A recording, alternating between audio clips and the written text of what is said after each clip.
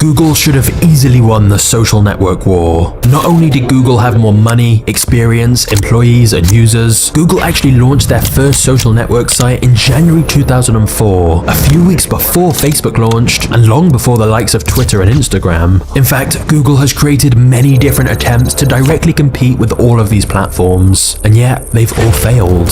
Most famous was Google+, which has since been described as Google's biggest ever failure. It became a joke, and not only did people not want to use it, many actively hated it. Nobody likes Google+. But if you go to a Google search and just type in Google+ you get a lot of negative suggested search results. Nobody likes Google+. Nobody uses it. It's like a synonym for a failed social network.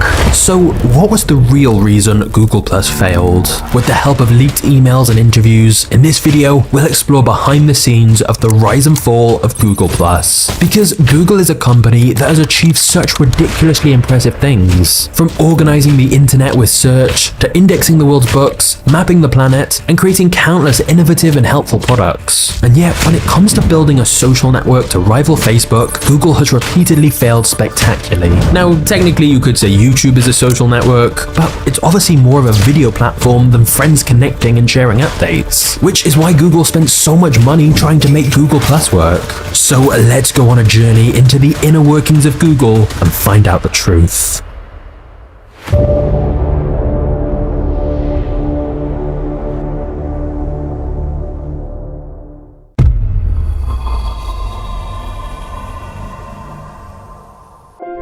Many people think Google was late to see the potential of social media, but that is definitely not the case. Long before we had Facebook, Twitter, and Instagram, or even before early social networks like Bebo and MySpace, there was a website called Friendster.com, one of the first social networking sites that allowed you to connect with friends and share posts and images. In fact, it was actually Friendster that inspired MySpace. But what most people don't know is that within just 1 year of Friendster going live, Google tried to buy Friendster. They offered $30 million worth of Google stock for the site, which was a huge offer for a relatively new website. However, Friendster turned it down. At the time, there was a lot of hype around new internet companies, and the Friendster founder had advisors telling him this could be a multi-billion-dollar business, so he rejected Google's offer to buy Friendster. In hindsight, this was clearly a disastrous decision. Friendster ultimately failed and went out of business, and those Google shares he would have received would today have been worth over $1 billion. But the rejection was bad for Google too, as it meant since they couldn't buy Friendster,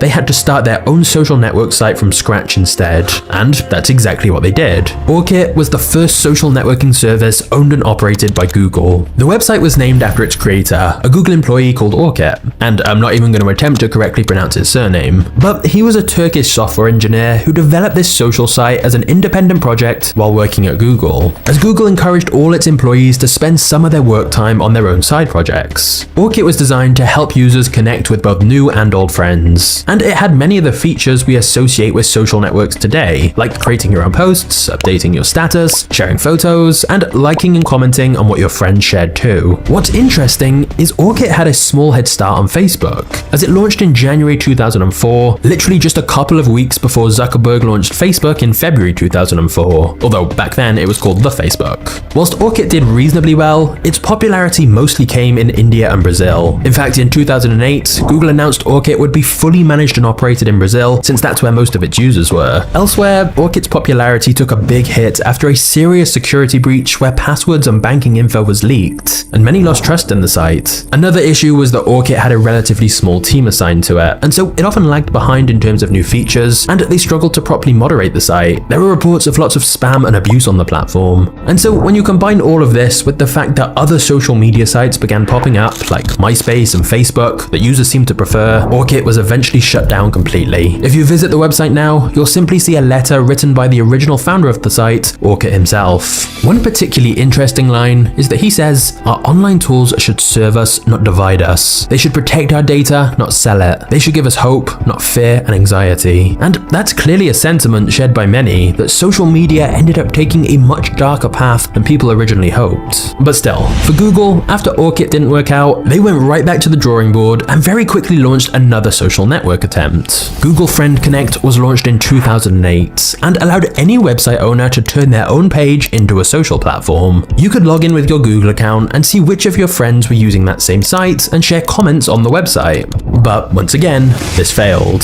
So in 2009, they launched Google Wave, and this time articles popped up saying Google Wave could threaten Facebook and Twitter, with analysts saying Wave was possibly the most comprehensive entrant into the social networking business. It was described as combining features of email, instant messaging, blogging, wikis, multimedia management, and document sharing, whilst offering a variety of social networking features too. And if that sounds a little confusing, that's because it was. Users found it complicated to use, and it never took off. But Google was clearly adamant they wanted a social network. So in 2010, they launched a new project called Google Buzz. And this time, Google had the idea to integrate this new service with Gmail, which made sense in theory as they could then capitalize on the massive user base they already had rather than starting from 0 users. The problem was, this implementation was horrible. Gmail users were surprised to find one day that they were now part of Google Buzz even though they hadn't signed up for it, and suddenly their email contact list and some other Gmail data had been made public. For example, their most frequent email contacts were added as friends on Google Buzz, and anyone you shared emails with was added as one of your followers, which for many was awkward as they may not want certain areas of their lives to overlap like this.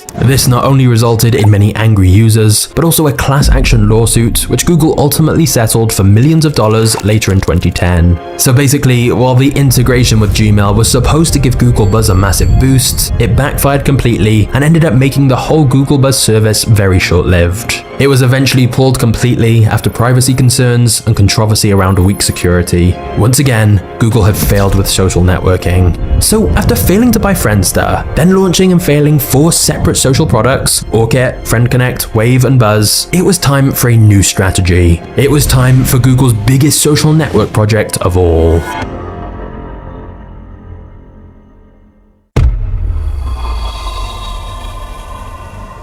In 2010,